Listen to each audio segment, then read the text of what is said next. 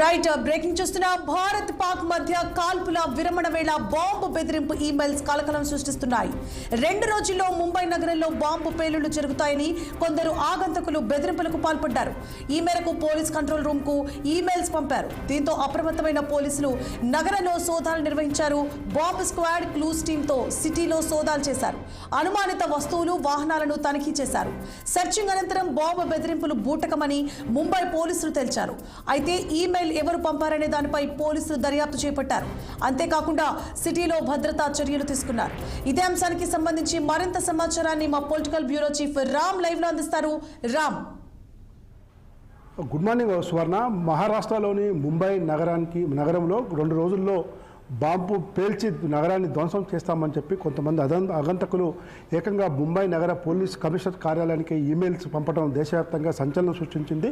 ఒకవైపు భారత్ పాకిస్తాన్ల మధ్య యుద్ధానికి సంబంధించిన అంశాలపై చర్చలు జరుపుతూ యుద్ధ విరమణ జరుగుతున్న వేళ మరోసారి ముంబై నగరంలో ఉగ్రవాదులు ఇలాంటి మెయిల్స్ పంపారా, అసలు ఎవరు పంపారు, ఆగంతకులు ఎవరు అనే దానిపైన పోలీసులు తీవ్ర ముమ్మరం చేపట్టారు. ముంబై నగరంలో పోలీసులు కూడా మొత్తం చోదాల పేరుతో జల్లెడ పడుతున్నారు. ముంబై నగరంతో పాటు చుట్టుపక్కల ఉన్న ముఖ్యమైన ప్రాంతాలన్నింటిలో కూడా పోలీసులు పెద్ద ఎత్తున తనిఖీలు నిర్వహించారు. అయితే ఇప్పటివరకు ఉన్న సమాచారం ప్రకారం ఎక్కడ కూడా ఎలాంటి సోదాలలో మాత్రం ఎలాంటివి కూడా బయటపడలేదు. అయితే ముంబై నగర పోలీస్ కమిషనర్ కార్యాలయానికి ఏకంగా ఈమెయిల్స్ ఎవరు పంపించారు, ఎవరు అని దానిపైన ఆ వ్యక్తులు ఆగంతకులు ఎవరు అని దానిపైన పోలీసులు ముమ్మర విచారణ చేపట్టారు. ఎందుకంటే ఒకవైపు భారత్ పాకిస్తాన్ల మధ్య కాల్పుల విరమణ నేపథ్యంలో ఇలాంటి ఫోన్లు రావటం, ఇలాంటి ఈమెయిల్స్ రావటం కొంత మళ్ళీ దేశవ్యాప్తంగా కూడా కొంత భయానక వాతావరణానికి దారితీస్తుంది. ఇప్పటికే దేశ ప్రధాని నరేంద్ర మోడీ కూడా నిన్న 8 గంటలకు సాయంత్రం భారీ సందేశం ఇచ్చారు. పాకిస్తాన్ ఎక్కడ కూడా మేము మా దేశానికి సంబంధించిన విషయాల్లో జోక్యం చేసుకుంటే ఎట్టి పరిస్థితుల్లో కూడా సహించేది లేదు.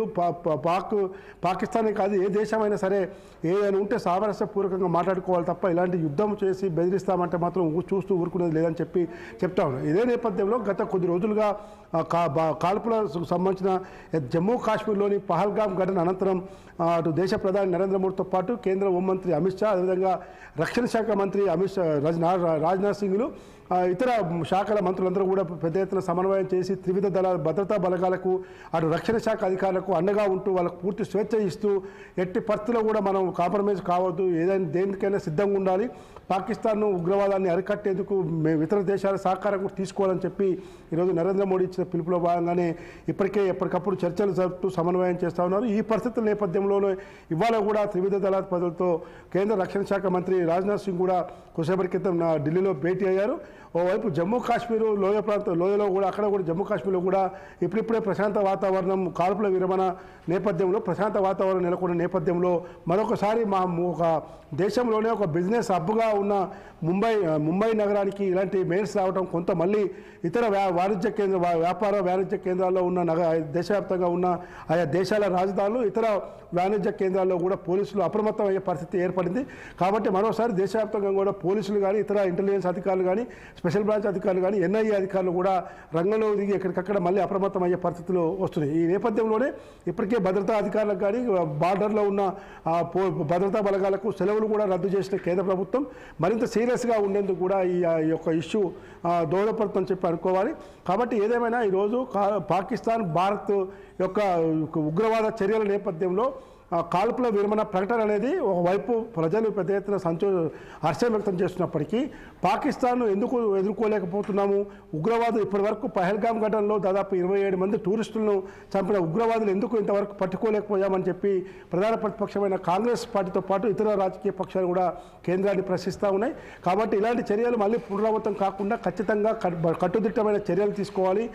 ప్రజలకి కానీ, ఇతర వ్యాపారస్తులకు కానీ, వాణిజ్య కేంద్రాలకు కానీ, తర్వాత ఇతర విమానాశ్రయాల్లో కానీ, ఇతర సంస్థలు అన్నింటిలో కూడా భద్రతా చర్యలు తీసుకొని కట్టుదిట్టమైన భద్రతా చర్యలు తీసుకోవాలని చెప్పి ఇతర రాజకీయ పక్షాలు కూడా డిమాండ్ చేస్తూ ఈ నేపథ్యంలోనే దేశంలోని కేంద్ర ప్రభుత్వం అన్ని చర్యలు తీసుకునేందుకు కూడా సమాయత్తం అవుతుంది. సువర్ణ, రామ్, అయితే పోలీసులు బూటకమని ఎలా తెలుస్తారు? ఎందుకంటే మరో 2 రోజుల్లో బాంబు దాడులు జరగబోతున్నాయి అని చెప్పి ఈమెయిల్స్ రావడం జరిగింది.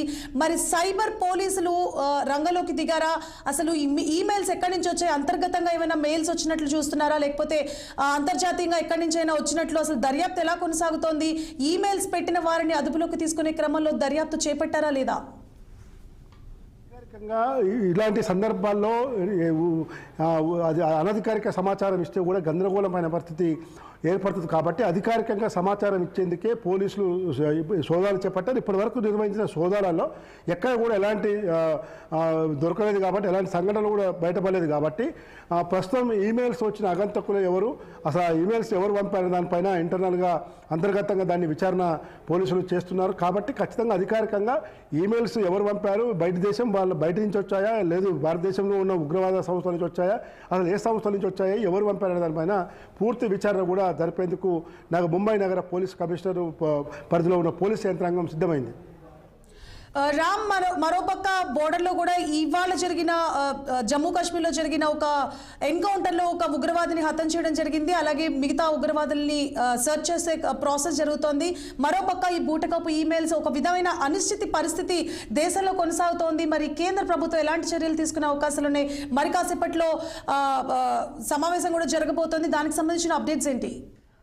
ఇప్పటికే కేంద్ర ప్రభుత్వము దేశ ప్రధాని నరేంద్ర మోడీతో పాటు కేంద్ర హోంమంత్రి అమిత్ షా కానీ రక్షణ శాఖ మంత్రి రాజ్నాథ్ సింగ్ కానీ వీళ్ళందరూ కూడా ఇప్పటికే భద్రతా బలగాల అధికారులకు రక్షణ శాఖ అధికారులకు కూడా పూర్తి స్వేచ్ఛని ఇచ్చి ఎలాంటి చర్యలకైనా మనం సిద్ధంగా ఉండాలి, ఎట్టి పరిస్థితుల్లో కూడా ఉగ్రవాదాన్ని తుదముట్టించేందుకు అందరూ కలిసి రావాలి. కాబట్టి పాకిస్తాన్ భారత్ బార్డర్లో ఉన్న భద్రతా బలగాలకు అందరూ కూడా రక్షణగా అండగా ఉండాలి, సంఘీభావంగా ఉండాలని చెప్పి పిలుపునివ్వడం జరిగింది. ఈ నేపథ్యంలోనే గత కొద్ది రోజులుగా ప్రధాని నరేంద్ర మోడీతో పాటు ఇతర అమిత్ షా కానీ రాజ్నాథ్ సింగ్ కానీ ఇతర మంత్రులందరూ కూడా ఇతర అధికారులందరూ కూడా ప్రభుత్వ అధికారులు అటు రక్షణ శాఖ అధికారులు ఇతర డిఫెన్స్ అందరూ కూడా ఎప్పటికప్పుడు ఒక సమావేశాలు నిర్వహిస్తూ ఎప్పటికప్పుడు సమన్వయం చేసుకుంటూ ముందుకు పోతున్నారు.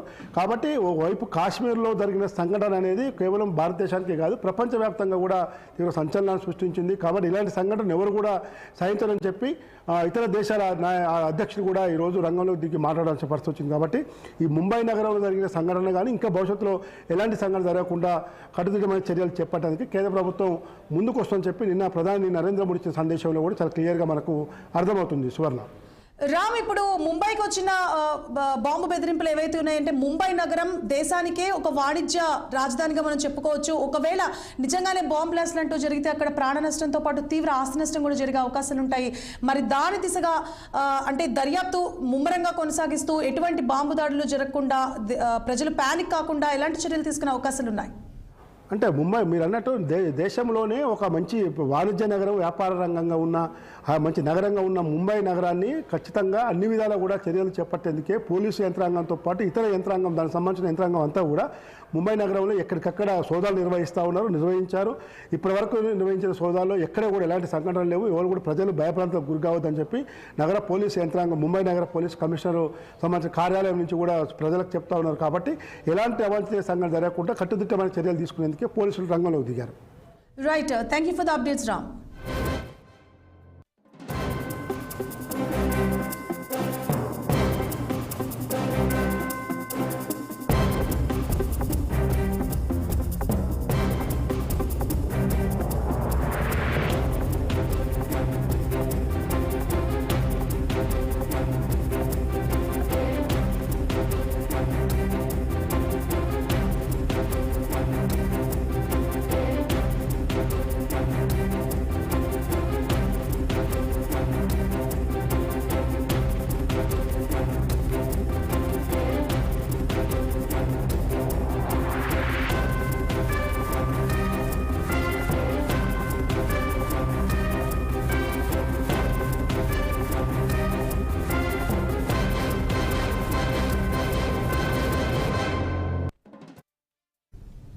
రైట్, ఇక జమ్మూ కాశ్మీర్ షోపియాన్లో జరిగిన ఎన్కౌంటర్లో ఓ ఉగ్రవాది హతమయ్యాడు.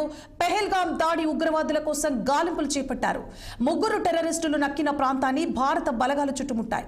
ఈ క్రమంలో ఉగ్రవాదులు భద్రతా బలగాల మధ్య కాల్పులు జరిగినట్లు తెలుస్తోంది. 3 లష్కర్ ఇ తోయిబా టెర్రరిస్టులుగా గుర్తించిన బలగాలు అందులో ఓ ఉగ్రవాదిని మట్టుపెట్టారు. షోపియాన్లో బలగాల కూంబింగ్ కొనసాగుతోంది.